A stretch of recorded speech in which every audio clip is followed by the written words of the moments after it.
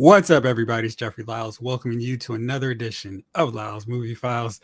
Joining me, as always, it's the little brother Jayce. Bro Shot, how are you tonight? I'm doing well. I'm celebrating Star Wars. I'm good. So, Star Wars Celebration 2023 was this past weekend, which meant I was not productive whatsoever.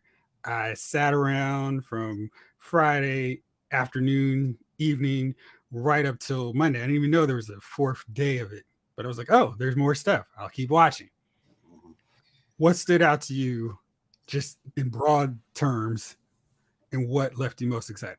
Uh, Broad terms, what I really liked were the panels. I love seeing like the cast people like doing their interviews, the one-on-one interviews. Those are really cool. And I don't know how many times I watched the Ahsoka trailer, but it was probably an unhealthy amount because I was looking at every little detail in that thing. That's really what really caught me. I was like, okay, we're going to Ahsoka. Oh wait, did you just say heir to the Empire? Bah! Yes! Yeah, that was really interesting. I was like, oh, okay, we are gonna go there. Nice. It's like he's like, no. I mean, that was like Dave Filoni. Like, no, I got into Star Wars probably the exact same reasons. Like, and what kept me there was heir to the Empire. So yeah, I'm gonna bring it in. I've been planning this, and basically since you let me have Rebels, I've been laying the groundwork for this for 15 years. And you guys gave me a live action. Suckers! So I guess my favorite part of it is just seeing all the cast, directors, screenwriters, production crew get up on the stage and people are actually excited to see them. There's no internet troll hate. It's just, oh man, we're so glad to see you. And I think my favorite thing of the weekend was when Hayden, I was about to call him Anakin, got up on stage by himself, and the hostess was like, right before she wrapped the interview, was one of the greatest things in my life will have been being on this stage, seeing you get the flowers that you deserve. Yeah. I mean, that was really cool. Yeah. Seeing him, it's like I think it was 2 years ago, seeing him was really cool. But I think this one was even better. Like the reaction he got, it was like very much like, yes, you can admit you were Anakin, you're in Obi-Wan Kenobi, and it's not just thing we theoretically see, it's actually seeing it. And also because it's once again, it's like, as much as I think the real hate of the prequels was the people who were in their, let's say, 20 and 30s when Star Wars came out, and they, that was a thing, and they hated the prequels, but anybody who grew up in prequels were their first Star Wars is like, what are you talking? Why do you hate on these movies? They're great. They're Star Wars movies. And I think, and like the diehard fans, I think we all kind of like, yeah, this is really good Star Wars. So having all of those people being the ones who can go to Celebration, now it's like, no, we put our money down. You're the man, and we're glad to have you back. And you don't have to hate acting because how crappy some old boomers were when they were reviewing the movie and saying CGI sucks. When now everybody's like, it's CGI, it's how you make movies. So him just being able to enjoy that and embrace it, it's like, I mean, you can see he was getting emotional. Like, thank you. Like, I've been waiting. Yeah, thank you. That was really cool. He wasn't the only one. Dave Filoni was getting real emotional there too. And I feel like if you don't appreciate Dave Filoni and Jon Favreau, I don't know what to tell you, because they're clearly like us. Like if we had access and the skill to write and direct these shows, they would be doing, or we'd be doing what they do. And it's really cool to see them come forward and be excited and still not be like, yes, we saved Star Wars. Thank you, you peasants. They're like, oh man, if we weren't up here, we'd be right down there with you all. And Filoni was talking about making a Plo Koon costume and a Kit Fisto one for his buddy. Like that was funny. I was like, yeah, you really are like us, huh? Well, I think it was like, it was at a Mina Wing. She was like, every time she was on stage, it was like literally like, I actually get to be here. And truly, like, you could see like just all of them like, yo, this is really fun. Like, I think the only people who were kind of like gun shy were the people who you could see it was their first time. Like, wow, this is really a whole lot. Like, some of the people from the Ahsoka trailer, like, wow, I didn't even know what that. And acolytes, they were like, wow, we don't even know what's going on. And then that's before people actually know who their characters are. And it's like, in 2 years, when you guys go to Tokyo, it's going to be a whole different reception and it's gonna be like, wow, like this is my second time being here, and thanks for coming out. And I think that's gonna be really cool too. So Tokyo is the next one 2 years from now. Yeah. Okay. It's like, hey, that might be something interesting there, folks. I mean, the Nintendo world. Maybe by then I'll have enough money to afford to go to Tokyo for 4 days because I want to see the whole thing. So there was a lot of things to break down. Before we get into that, I love the Clone Wars panel simply because all the cast breaks down inevitably into let's do some iconic lines from our characters. Mm-hmm. This is where the fun begins. That was really fun. Just watching them play off each other, doing the dialogue just like that. And it's like, oh, wow. And James Arnold Taylor, his Ewan McGregor was crazy. Like the dude sounded like I always felt like, oh, they did a really good job finding someone who sounds like Ewan. His like straight up Ewan McGregor was like, whoa, dude. I had to make sure I was watching him do that. It's like, how in the world did he do that so well? And it's crazy that it's been 15 years since Clone Wars. I'm still waiting for more Black Series Clone Wars figures, by the way. But, you know, being able to watch it kind of late. What up, Joe? How you doing, guys? It's been crazy seeing all this stuff up there. And I just being like, wow, they've got all this stuff. And I want more episodes, of course. Want to see them doing their thing. But being able to binge it and then right till the 7th season, like, oh man, this is amazing. Bring on more. And I guess that more we're going to see is with Ahsoka because that trailer really had me hyped up. Almost as hyped as it was when I saw Zeb. It was like, oh, Zeb's here on The Mandalorian. What possibly could that mean? Because I was thinking, like that. We hadn't seen his species in CGI form yet. And I was like, well, yeah, I get it. They're just going to have to do the women because Zeb's too expensive. And I was like, whoa. Maybe that is true. Right. No spoilers whatsoever, though. We got you. I'm not going to spoil anything on Ahsoka or Clone Wars or Rebels other than to say if you haven't watched Clone Wars or Rebels, you absolutely need to do that before you watch Ahsoka because there's going to be things that I'm sure they're going to lay out to make it kind of easy for new viewers, but you're going to appreciate so much more from watching those shows. And that's a homework assignment I can heartily endorse for everybody because Clone Wars and Rebels are two of the best things they've done in Star Wars. Not so coincidentally done by Dave Filoni. Yeah, I think that really is required. I think Rebels is definitely required here. I mean, like Ahsoka looks like it is literally the sequel to Rebels. In the movies are just kind of almost, I want to say they're supplemental material, but you're going to need to watch Rebels. I mean, just like Rebels leaves off on a cliffhanger that almost is just cool not to even know, but now it's like, no, we might actually see the conclusion of Rebels. And it's like, okay, I didn't even know this was actually a possible thing. Right. So watching the Ahsoka trailer. So it was like, okay, cool. Like you guys left it on a cool story that always could be done like in a book form. It was always like, oh, that'd be cool. You know, if y'all want to play a video game, that'd have been cool. But I'm very much like, all right, y'all. I can wait till August. I'm a little patient. I can do it. I can't wait till. But there are so many episodes. But it's one of those deals where I wrote together a little guide on LylesMovieFiles.com. I'll send it to you where you can see the essential episodes. But I really feel like with Clone Wars, there's so many episodes that just kind of break down into mini movies. So you could actually watch it that way, like 4 at a time, and get like, I watched the Star Wars movie feel. They're 22 minutes, so it's not like sitting there for like 3 hours, but they kind of end on a nice break point where it's like, okay, I've watched all that I need to right now. I'm going to go on to something else. That's how those episodes of both Clone Wars and Rebels are. And it doesn't feel like this is too much. I can't watch it all. Yeah. I'm tapping out before I get started. Yeah, you can break them down, especially like weekends, like Saturday morning, like just hanging out with the kids almost. Because it's like the good part of Star Wars TV is like they're young adults, 7. They're adult-ish concepts, but there's nothing in there that kids will just be blatant like, what the heck's going on? It's like there's some tragedy that happens in some of these episodes, but it's very much you can watch it with your kids and you'll get a whole, it's like our cartoons when we were kids, like adults got a whole lot more than we did.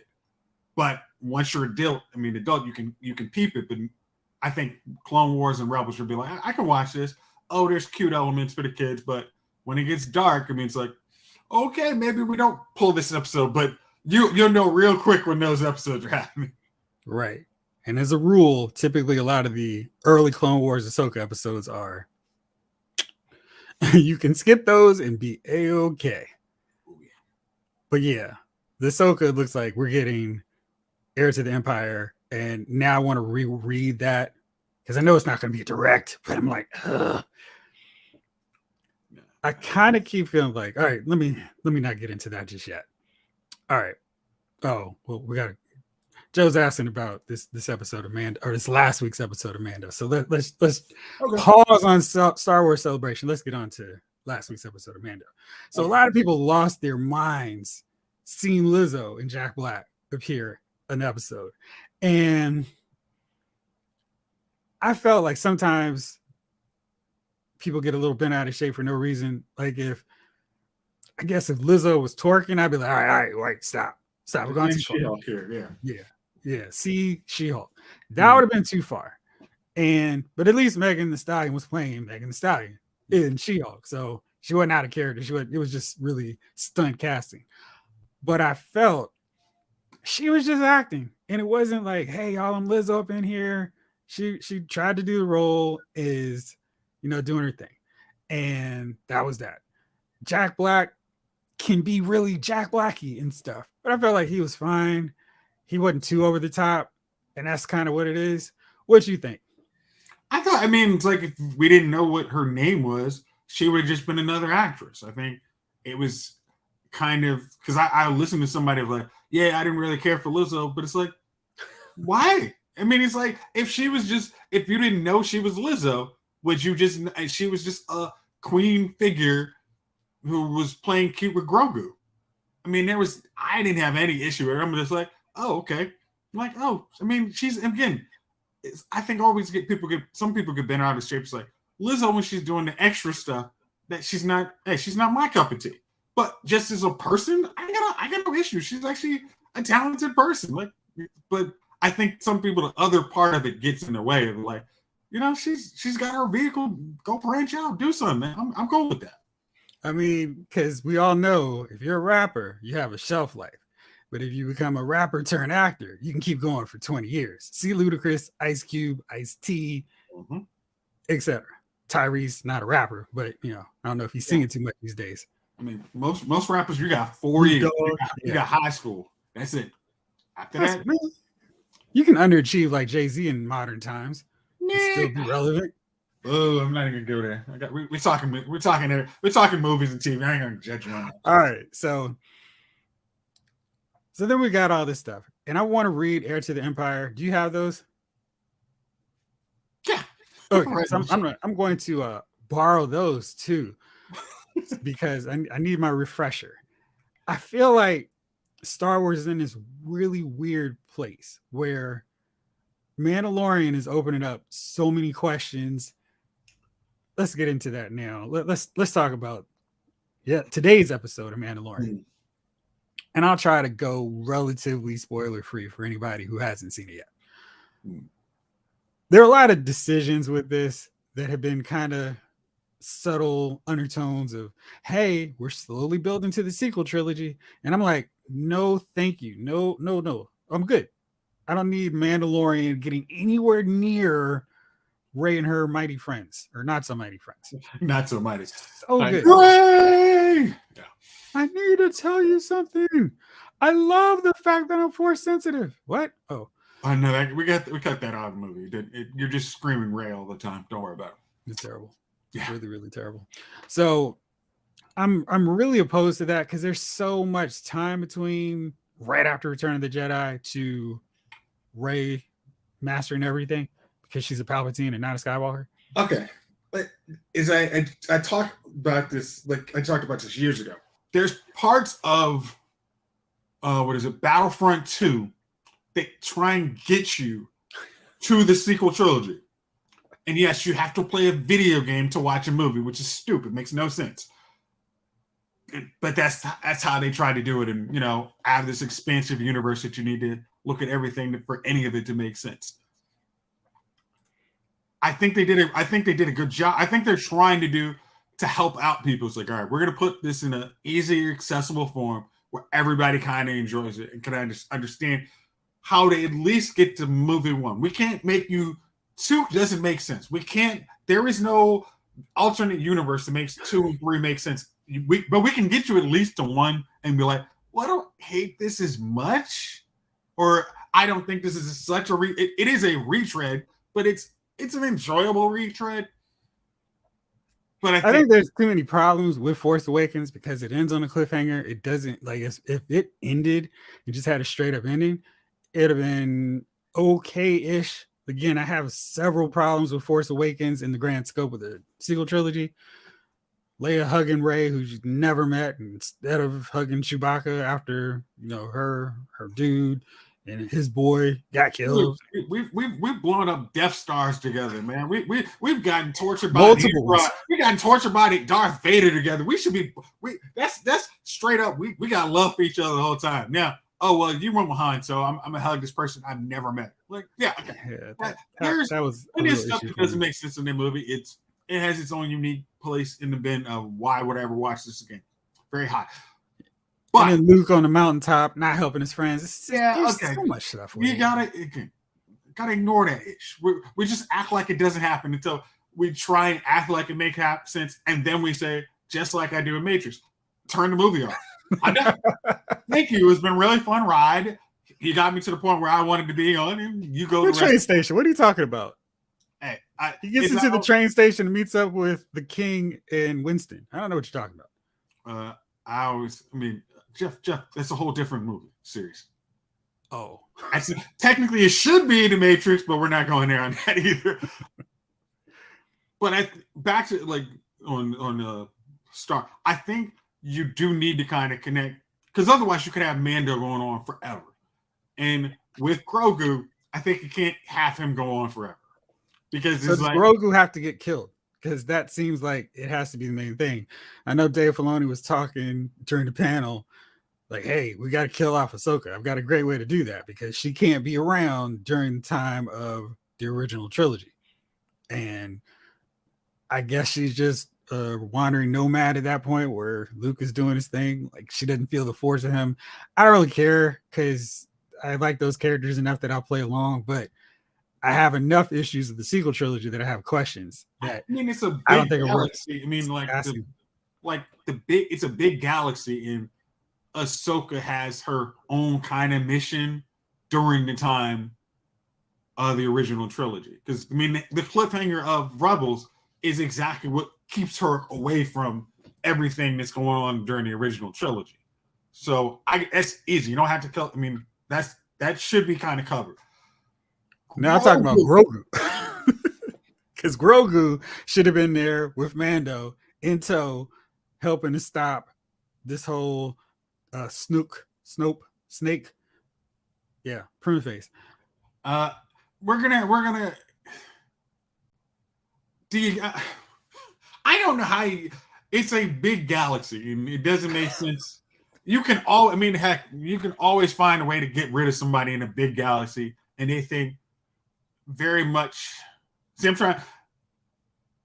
Okay, I gotta be very careful on this. So, with the books of Star Wars, the reason Thrawn is gone in the books or aligns with the Empire in the books is to stop the Yevon Vong, who basically wipe out everything in the New Republic.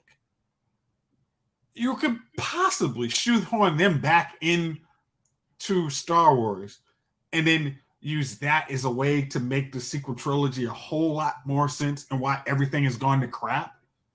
Yeah, it's New Republic. We don't even see anything about what they're doing and how they're able to build a freaking Death Star that we just call something totally different. Yeah, again, we can't make the sequel trilogy make sense. They couldn't make the sequel trilogy make sense. I am not paid millions of dollars to hold $1 billion franchise again. That is not my thing in life right now. If they want to make it make sense, I will gladly try and tackle it. and then take $3 or $4 million before they understand I am wildly incapable of doing this job. But I'm going to enjoy those millions before they ask for their money back. So I think there's a couple of vehicles, how you get Thrawn, how you get Grogu, all of these guys out of the picture long enough to come up with your sequel trilogy. So Stickman says, I'm guessing Grogu gets lost in the world between worlds, then emerges as an older version of himself in Rey's movie. That's something. All right, let's talk about that, because at the big celebration, we had the announcement that we're getting a new Rey movie, and it's set 15 years from the rise of Palpatine's offspring, which I'm still like, I don't understand. When did Palpatine pull up to Mos Eisley, holler some lady, and go, hey, you want to go back to my Death Star? Okay. So it's funny because I feel like so many of us have been complaining that, hey, Rey is just going through everything that Luke Skywalker did. And she's just on the advanced AP course. She's doing everything faster and better than Luke.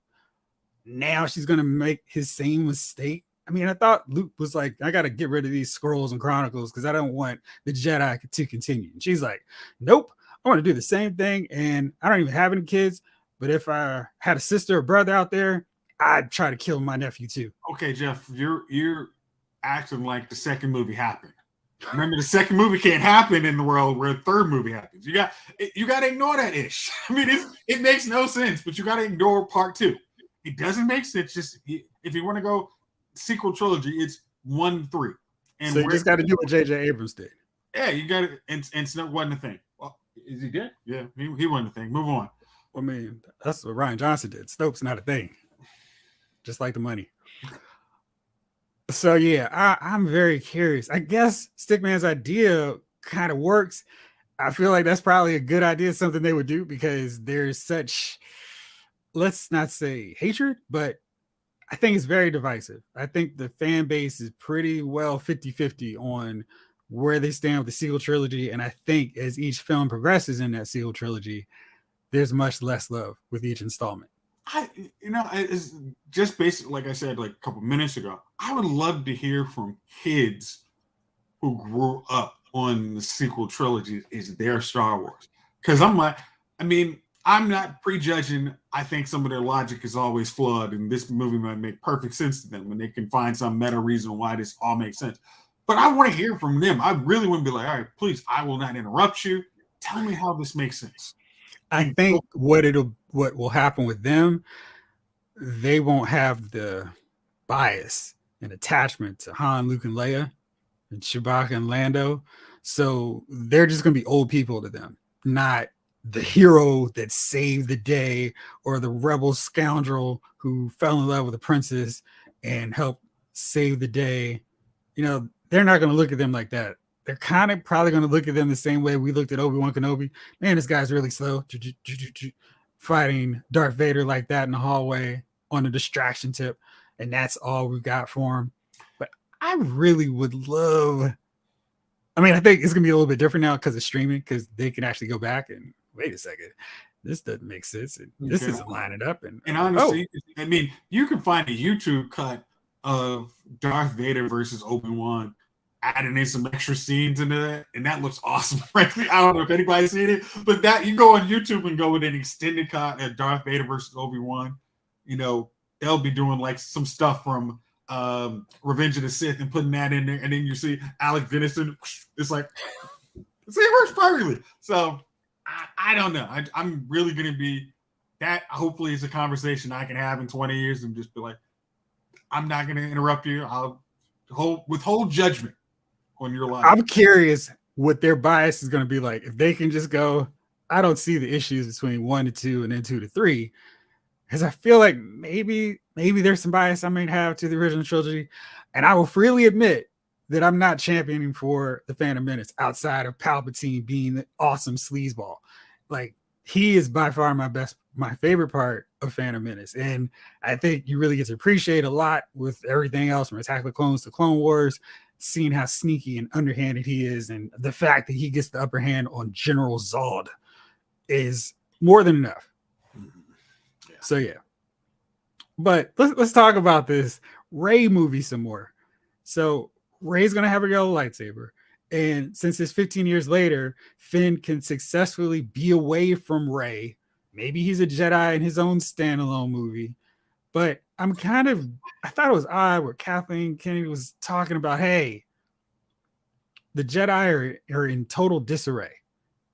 And I'm like, well, we've already seen that movie. You gave us the Phantom. I mean, whatever. Like, you need to have basically The Last Jedi. No, whatever. But no, what was that? The Force Awakens. There were no Jedi. Like, what is the point of having them in disarray? You need to have it almost like the Old Republic movie. Basically, Rey is leading a whole bunch of Old Republic style Jedi. There's millions of Jedi doing whatever. And because Rey is so great, she did what Luke couldn't do in 20 years. She found everybody in the world, a whole planet of Force sensitive people, and made them all Jedi. Like, that's what I expect from Rey. Like, I don't. That's what I think is so fascinating, because normally it's Rey's amazing, she's awesome, she can do all the stuff that Luke couldn't do. To have her go down the same path as Luke seems really odd, where it's like, you really have done this already, and apparently the Jedi just can't succeed when Yoda's not in charge. I mean, but and maybe this is the thing, you got to use the Yavin Vaughn, basically wipe out the Jedi, break all their ideals, and they've compromised themselves so much that they don't have an actual bearing to be Jedi anymore. But to have Luke's folly that wasn't played out on camera to play it out on camera with another person, it's like, we didn't want to see that story when you. No, I think it's going to be like the same deal where we're going to be told in flashbacks or after the fact, Rey's trying to put the Jedi back together.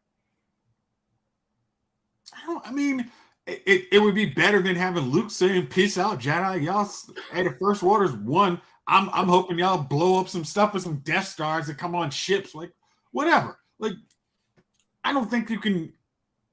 On some level, it's just like it's not. It's something you might pitch to everybody, but hopefully you listen when Dave Filoni and Jon Favreau say, "Yeah, I don't think that's the way to go." Listen to them, because they're the only ones who seem to understand. Like, hey, you need to follow George Lucas's vision. Or, I'm sorry, put in Sam Witwer. Sam Witwer was saying, like, no, seriously, that doesn't make any dang sense. And here's what you should try to emulate. Because having some more broken Jedi, it's like, you don't want to see your heroes, quote unquote, having to come back. It's like, they're allowed to lose some battles, but there always has to be a sense of hope in your heroes. And once again, saying Rey, oh, it's hopeless. It's like, I don't want to see that. Like, the world is full of enough, I mean, malaise. I don't want to see somebody else starting from zero or starting like, just like, give them something to fight, but it can't be just hopelessness. And I'm curious if they'll just go with, okay, well, here's the latest version of the Sith Lord fighting against the Jedi, or if they'd come up with something new.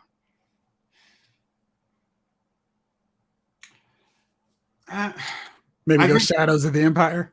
I mean, that's the problem, like, really, because it's like, you have to understand, like, what is Star Wars? Is it Jedi versus Sith, or is it something bigger?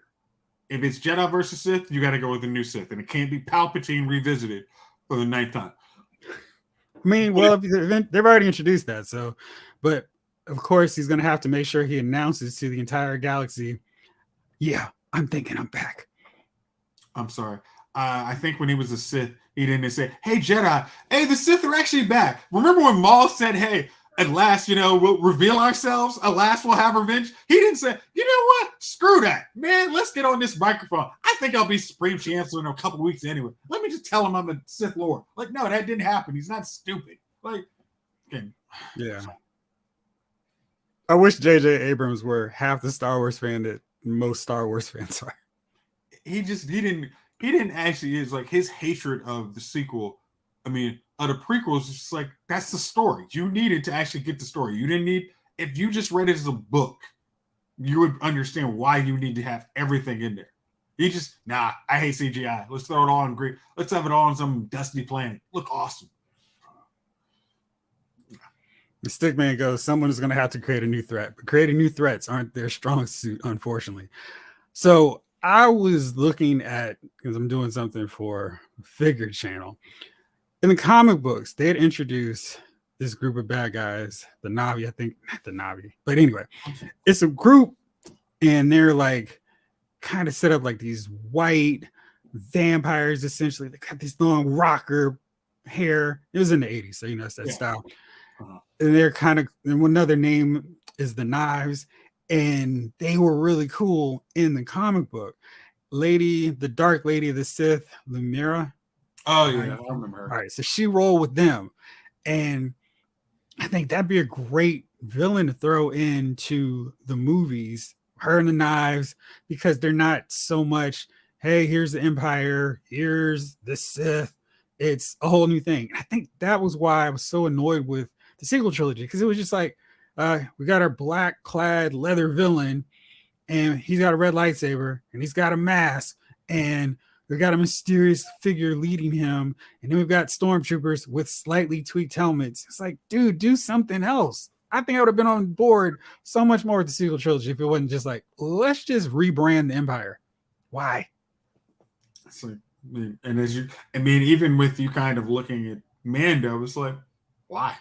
Why do you need to rebrand him? It's like, even you guys doing what you want, it's literally getting us to a point where it's like, why do we need to rename them? Like the Remnants, exactly like in the books, Empire Remnants was a thing because it makes sense. It's like they are beaten, but they're still a force. Like that's, I guess it's kind of why like I keep saying like the Yavin Vaughn was probably good because they aren't force sensitive. Like they're a black hole to the force. So it's like you could throw all your Jedi against them, you could throw all your New Republic, and then it's like you get a couple battles, you create that tension, like, oh wow, we beat them in that one battle, but is that really the war? Very much almost like Attack of the Clones, where it's like, no, we didn't beat them for real. That's the skirmish. We got the war coming. It's like that gives you like, oh, I'm excited to see where this goes. Like I want to see where Rey's army, a Jedi goes. But without that, there it's like, I guess I don't dislike Daisy really at all. I think she and all of the sequel trilogy cast were given poor material, and I wish it's like that's why anytime they're in something that lets them shine, I'm like, congratulations, do your thing, because I as a Star Wars fan wish you no malice. It's just you were given crap, and please be as successful as you are capable of going. But the movies they gave you in Star Wars were crap. I mean, I'm trying. From the premise of this episode 10, I feel like they could almost, if we just act like the sequel trilogy didn't happen and have this be our introduction, like our soft reboot to, hey, here's Rey, she's a Jedi, and she's trying to get the Jedi back up, the Jedi Order established again. She read Luke Skywalker's teachings and trying to make it work. I think that would work. I think the problem was they didn't know what movie they wanted to do. Do we want to focus on the original characters who we're going to kill off in each movie? Or do we need to introduce these new characters? I felt that the problem was they didn't service either group well. And they were killing off the characters who would have helped navigate these next few movies together a lot better than just, well, they're dead, so we're going to carry on the tradition. And since they're gone, we're the new Han, Luke, and Leia. Which didn't make any sense. That was also, they were given crap. If you could have pushed it far enough with these guys were actually legends, like 50 years after. Yeah. Like there were, I think at one point, like the Star Wars books or comics, they figured out like, yeah, we can't tread on this anymore. Let's make Cad Skywalker a descendant of Luke Skywalker 150 years after the Empire. And it's like, yeah, go there. You can, that's all fertile ground. You can play around in that sandbox, enjoy yourself. You get all new creators, all new characters. You can have fun, but trying to hit that nostalgia plus button was not the way to go. It's just yeah. All right. Well, did you see the Jedi Last Survivor video game trailer? I think it's Last Survivor. Yeah. Shh. Okay. Yeah. How's a man gonna take the speeder bike trooper, launch him into the air, into a TIE fighter? I was like, oh, I can't wait to I do don't that. know how, but I want to figure out how I'm going to be able to do it. It's really what the question is. Fighting Wampas, Rancors. I'm like, oh man, I need to make sure that the walls are properly padded with pillows in case I get a little frustrated. Oh wait, that's you. I'm sorry. I stopped doing that a week ago. Yeah. Like Joe, there are no joysticks that have been embedded in the wall, which is a good thing. You know, I'm growing, kids. But I think what I'm really excited about is I played the last Jedi Fallen Order when it was like greatest hits. It had been out for years or so. This one, I'm like, so that's a week after my birthday. I think somebody else made a birthday present. Like, well, here's the rub. It looks like it's just a PS5. Ain't somebody else made PS5. Your birthday is coming up, so I'm just saying. Yeah, I think that one is. I may have to pay attention now to making my list for PS5 games. Stickman's like us. I don't have a new next gen system, so I'm screwed. I have really been like, there's too many PS4 games right now. I don't need to play I don't need to buy a PS5. And I know they've got better versions of like Madden and Spider-Man, Miles Morales, Spider-Man 2's coming. They're starting to build a library where it's like, okay, I'm going to add that to the list after I finish playing all these amazing free games that I get every month or every other month on PlayStation Network with PlayStation Plus. That's still good. And I still have probably about 20 games left on there. I just now started playing Mass Effect, and I'm on the first one. I've still got 2 more because I got the Legendary Edition with all 3 games at once. So I'm enjoying Mass Effect. Who knew? I mean, one of the greatest games of this generation. I'm like, oh wow, it's pretty fun. Yes. Mass Effect was made by the creator. I think it's made by the creators of what was it? Knights of the Old Republic. Weird. So that's not shocking to me, actually. Yeah, I didn't go the Xbox route. I literally got that was literally, as I said, that was one of the few systems I bought that system to play that game, and do not regret it at all. All right, so let me go back to Mandalorian here, because I had a few issues beyond, hey, why are we setting up stuff for the sequel trilogy? I want to know what you thought about the last few minutes of the episode. Okay, I'm gonna go mess around with this thing. I'm gonna start with the first 5 minutes of it when they had the actual council, because as I said, I've read Heir of the Empire way too many times, and when they had that council and then Grand Moff Tarkin, Gideon. Gideon mentions like Pelion, Captain Pelion. I'm like, you told me everything. Greatest episode ever. I almost shut down. Did you see that Xander Berkeley was playing him? No, I didn't hear that. From 24? Oh no, I didn't. I wasn't paying attention. I'm trying to, of course, I'm blanking tragically on his name. He's my man, second season. Had to take the plane for Jack. Oh gosh, yes. Oh man. Yeah. I'm not gonna say anything for anybody who hasn't watched 24. That's another one to watch if you haven't. But yeah, it was like, it was funny. Like right after that, then they had I guess Hux's father in there, and I'm like, again, it goes with the video game. So and his brother played him, which was kind of cool. Oh, okay. I was Dominic. Okay, but I was like, okay, we're setting up a really good story. I like the action in this one. Great action. The last 5-minute action was very much like, I was mad at you guys because somebody joked they should have had this as a 2-hour season finale. I'm really like, yeah, you really should. Like, you guys cut this off almost like, yeah, we know. But I know a lot of people have been complaining about this season of Mandalorian, and I've been like, it's fine. I'm enjoying it. This second half of this episode, I was like, I don't like that. And it wasn't because they killed off a character. It was, I felt that these guys are supposed to be these great strategists. And I'm thinking, this is clearly a time where I need to have Admiral Akbar yelling, hey, don't go there. Wait, no, it's a trap. Right. So I couldn't believe that they just ran into that situation. I was like, what are y'all doing? Come on. It is very much like, you see when this is this is not Mandalore proper. This is a whole different network of stuff. It's like, hold on, let's think. Like maybe let's hold on 5 minutes and hold this corridor and then retreat when we get here. If they keep pushing us back, we'll retreat. But we're getting pumped out. I mean, when Paz Vizsla's kid got kidnapped, they were like, all right, we've gone as far as we can go. Let's sleep here tonight and think it over. Like, your kid may be in a bird's belly by this point, but they're like, nah, let's think it over and approach it tomorrow. I mean, because it's like, I think also it's like, all right, yes, you're losing the high ground, but guess what? You got jetpacks. You can't lose the high ground when you got jetpacks. Like if they fly, you can fly out of this trap, go exactly the back the same way you came. Because the Megathor, like he's an actual ally you could actually potentially use to actually stop some of these guys. So go back that way. Just like this way isn't in the best route for us. I wasn't really feeling their tactic on that. And then we had, the heroic. I'm not going to spoil who does it, but Bo-Katan opens up a little back way because they're all trapped and they start escaping.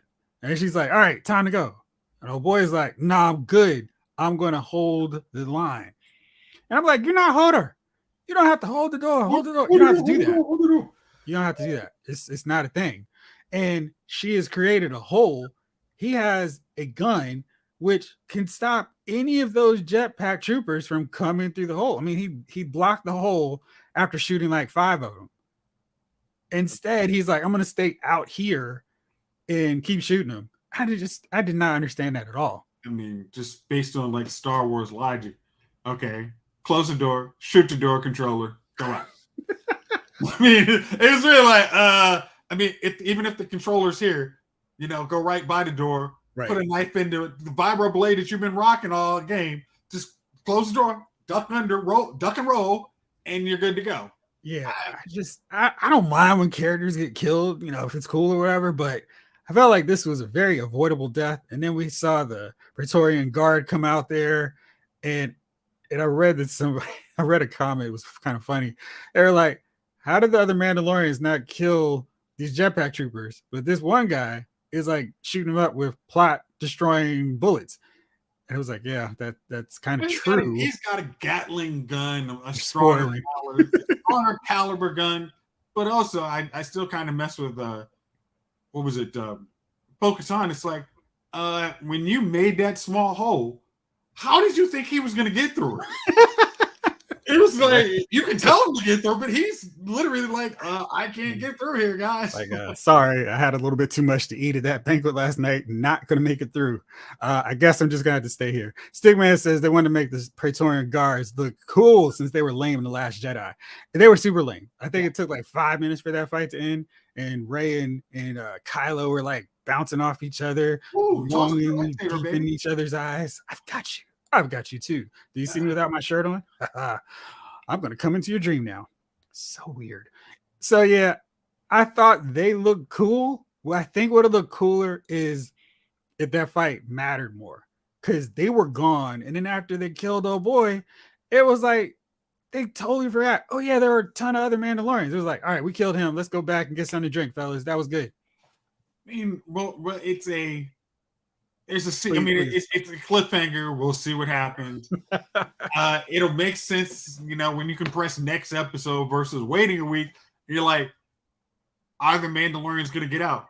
Well, they did get out. So right, exactly. It's like no cliffhanger. The boy decided and was like, okay, that's it. That's really it. Okay. It's like, oh, so, you got some upgraded armor, but that, as we can see, that doesn't stop everything anyway. So y'all just have to take 2 seconds to figure out, okay, this armor we use all the time, we don't know a weakness to it.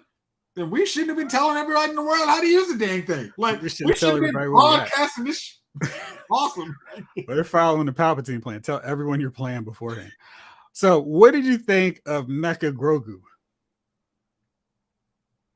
Yes, no, yes, no, yes, no. I was like, am I watching Grogu or the Zodiac? Yes, no. I thought it was funny for a second. Oh, wait a second. You're going to say that you stopped liking it? Yes, because I mean, it was, I liked, how I broke up the fight, but it was like, okay, I thought we were getting Lord to the, all right, like, is this going to be the thing? Like, this, it's like, I'm at this point, I want to see Grogu mess around with a lightsaber. So, that's probably No, they my did not bias. have him pull out a lightsaber.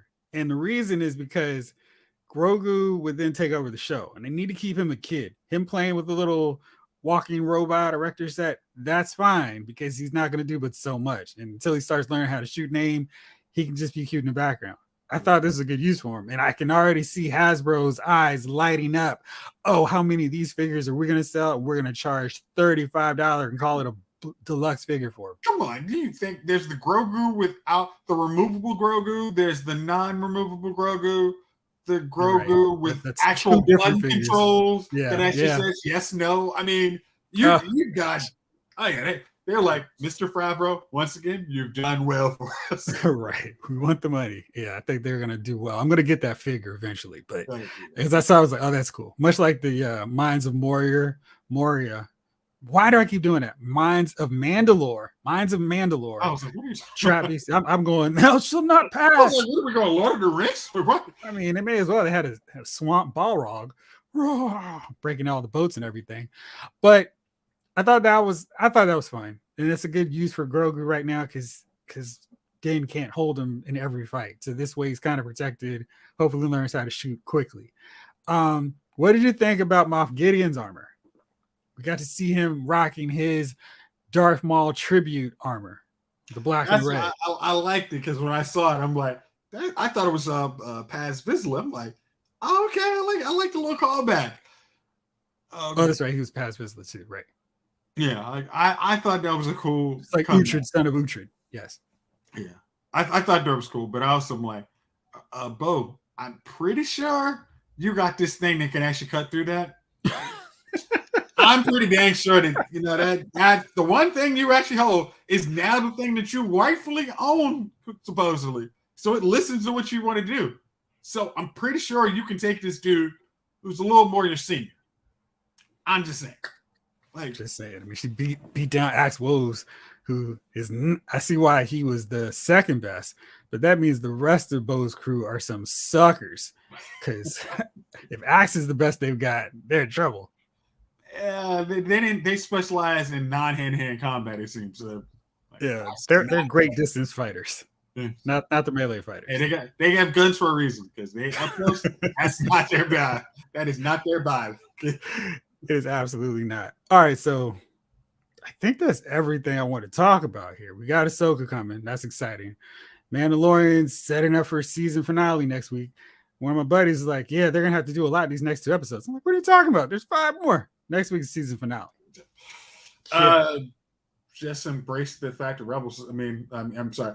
The sequels to Rebels will be picking up. I mean, that's really what you got going. Yeah, we've got that coming in August, so it's going to be a long summer. I guess we got Secret Invasion coming to tide us over for a little bit, but wow, it's a far cry from peak pandemic where every other month there was a new show coming. Anyway, I'm still enjoying what they're giving, so that works. All right, so then we've got Mandalorian. We've got Avoid now. We've got some more news coming eventually on this Dave Filoni Mandalorian closeout film. And I guess that's supposed to tie into Ahsoka as well. That is, I think, the end of the Dave Filoni universe. Which I think they should just not have an endpoint for. That's going to come in 2042. Let's not rush to do that. He's got time. There's no, I mean, this dude's feeling Star Wars. He's invigorated, still pumping out a lot of great creative stuff. Let's keep him on there until he says, no more, please. I can't do it any longer. Yeah, I wonder how long that's going to be, but I don't think I like that idea because it's like, then you got to really hope whoever is taking the mantle of these sequel trilogies, they got to run with it. And I don't know if y'all are up for it. I mean, just time has shown that you guys weren't up for it, and that's when you got 2 fans in there and said, "Hey, no, we can right this ship. We can actually start printing you guys money again on Star Wars." And they did a very good job. So I don't know. Okay, it's that time. Who's your nominee for Dummy of the Week? Oh, my Dummy of the Week is easy. Anybody who has not seen the Ahsoka's trailer and watched the Star Wars, yeah, you haven't made that move. You're Dummy of the Week to me. Mine is a conditional dummy of the week. And it's only because it's something I really desperately want to see. And until I get it, I'm just going to always say it any opportunity I can. We're seeing the Star Wars team do amazing things with CGI, with person stand-ins. I need a Luke, Leia, Han post Return of the Jedi movie. I don't care if it's animated. I love it if they did live action because they do amazing stuff with that now. I'd settle for a movie, but I'd even love a trilogy, maybe another Heir to the Empire. But I'd love to see that. And I was hoping there'd be some announcement. I've been like, okay, cartoon, that's fine. I need to see more from Han, Luke, and Leia because I feel like they're creating this universe where they were important for 3 films, but there's so much more to their story that we're not seeing, we're not getting, and I have so many questions because those are some of my favorite characters. So until then, I'm going to cut that on as my continual wish list item for Star Wars. But again, you know they have to get to the sequel trilogy, right? Do you really want to see them bastardized to the point they have to get to the sequel trilogy? There you go. You've forgotten the sequel trilogy. What? All right. Well, that is it. Bro Shot, thank you as always for rolling with me. Joe and Stickman, thank y'all for commenting. It was a lot of fun having y'all on here. Thank you all for watching and listening. This episode of Lyles Movie Files has been filed.